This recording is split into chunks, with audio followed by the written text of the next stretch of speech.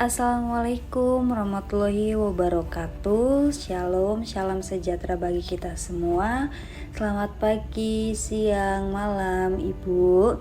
Kita dari kelompok kepemimpinan terdiri dari 4 anggota, yaitu Clara Kusima Dewi, Intan Fahira, Kartini Rutina Panjaitan, dan Esther Audiana Nainggolan. Next. Pengertian kepemimpinan. Kepemimpinan adalah kemampuan untuk mempengaruhi, menginspirasi, dan mengarahkan orang lain untuk mencapai tujuan bersama. Secara umum, kepemimpinan melibatkan pengarahan, motivasi, inspirasi, dan pengambilan keputusan untuk mencapai keberhasilan dan efektivitas. Nah, menurut para ahli, yang pertama menurut John C. Maxwell, dia berpendapat kepemimpinan adalah pengaruh. Dalam bukunya, John C. Maxwell menyatakan bahwa mengembangkan pengaruh ke orang lain dapat dilakukan dari posisi mana saja dalam suatu organisasi. Dan yang kedua, menurut Peter Drucker, kepemimpinan adalah tentang menjadikan hal-hal yang benar terjadi. Siapa sih Peter Drucker itu? Peter Drucker seorang konsultan manajemen yang berpendapat bahwa kepemimpinan adalah kemampuan yang berbeda-beda dan harus didasarkan pada tujuan dan misi. Gak salah lagi, kepemimpinan juga termasuk dalam psikologi, yaitu individu yang memiliki jiwa kepemimpinan yang baik akan mampu memaksimalkan kinerjanya sehingga dapat terwujudnya cita-cita yang diinginkan. Kepemimpinan dalam perspektif psikologi membahas mengenai kepribadian pemimpinnya. Slide kedua yaitu indikator kepemimpinan. Apa sih indikator kepemimpinan itu? Indikator kepemimpinan adalah ukuran yang digunakan untuk menilai seseorang seberapa baik seseorang pemimpin menjalankan perannya.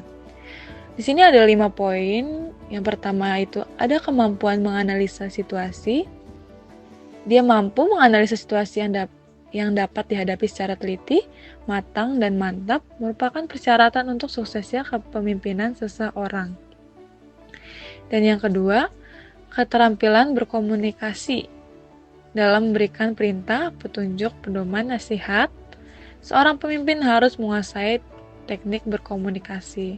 Jadi nggak hanya menguasai menganalisa situasi saja, tapi seorang indikator kepemimpinan harus mampu punya keterampilan berkomunikasi. Dan yang ketiga, mempunyai keberanian semakin tinggi. Kedudukan seorang dalam organisasi, ia perlu memiliki keberanian yang semakin besar dan melaksanakan tugas pokoknya yang telah dipercaya padanya. Yang ketiga ini harus punya keberanian. Dan yang keempat, kemampuan mendengar merupakan salah satu sifat yang perlu dimiliki oleh setiap pemimpin. Adalah kemampuannya serta kemauannya mendengarkan pendapat dan atau saran-saran orang lain, terutama bawahannya. Berarti seorang indikator kepemimpinan ini nggak harus mendengarkan dirinya sendiri, harus mendengarkan pendapat bawahannya. Dan yang kelima ada ketegasan dan kedisiplinan. Ini perlu banget dalam suatu kepemimpinan, harus punya ketegasan dan kedisiplinan. Dalam menghadapi bawahan dan menghadapi ketidaktentuan sangat penting bagi seorang pemimpin.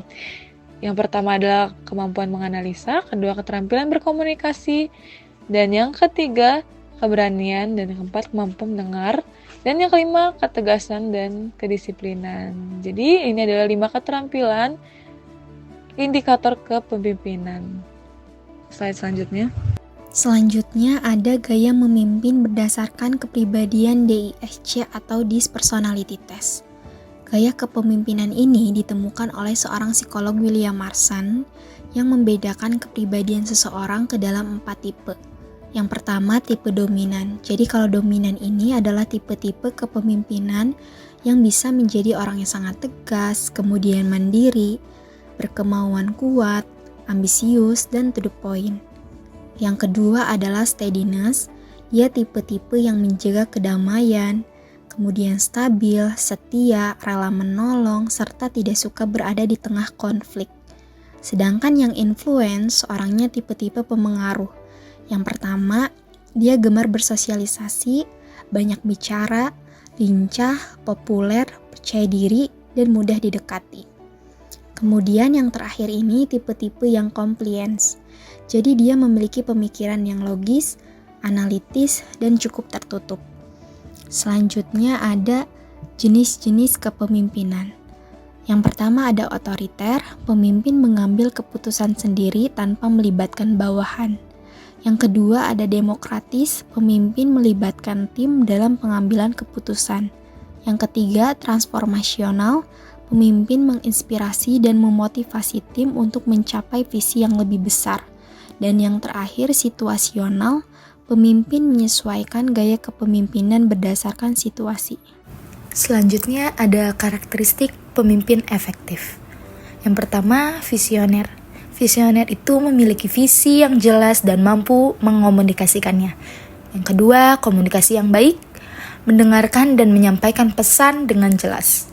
Yang ketiga, integritas. Integritas itu jujur dan dapat dipercaya. Yang keempat, empati, memahami dan peduli terhadap kebutuhan tim. Yang kelima, kemampuan mengambil keputusan. Itu cepat dan tepat dalam mengambil keputusan. Yang keenam, adaptif. Itu fleksibel dengan menghadapi perubahan. Selanjutnya ada peran kepemimpinan dalam organisasi. Mengapa kepemimpinan itu penting? Yang pertama, mengarahkan tim, menetapkan tujuan dan strategi untuk mencapainya. Yang kedua, membangun budaya organisasi, menciptakan lingkungan kerja yang positif. Yang ketiga, meningkatkan kinerja, memotivasi tim untuk bekerja lebih efektif. Yang keempat, mendorong inovasi. Itu memberikan ruang bagi ide-ide kreatif.